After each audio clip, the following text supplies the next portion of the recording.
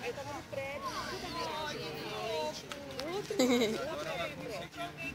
Chegou lá, acertou. Eu chuto, bem aqui, aí eu não passo mais, ela já começou a andar mais rápido. Ela pega pra testar. Eu adoro fazer.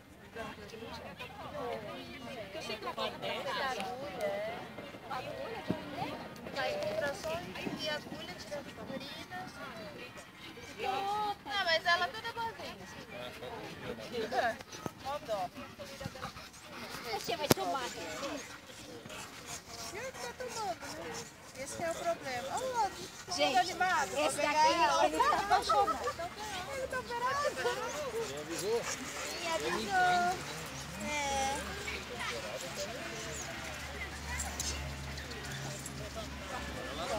O papai gosta. Eita, a gente tá toda animada, né? É, tá muito bom. De novo aí? Aqui? Scott! Ontem. Foi onde eu tava, né? Quando eu cheguei lá, eu tava... Ela sai daquele peitoral. Ela sai fácil. Ela faz assim, ó, e sai. Scott. Deixa. Scott!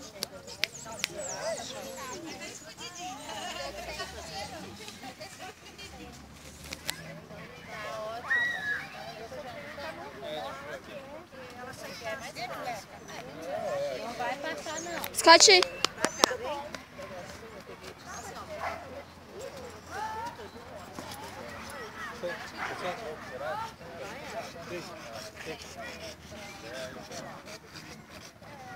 Aqui já tem mais 15, ó, tomando Ô, Frida e Caetano, aqui. Aqui, Fridoca, vem. Ela tá com o corte tão bonito, tá cortando.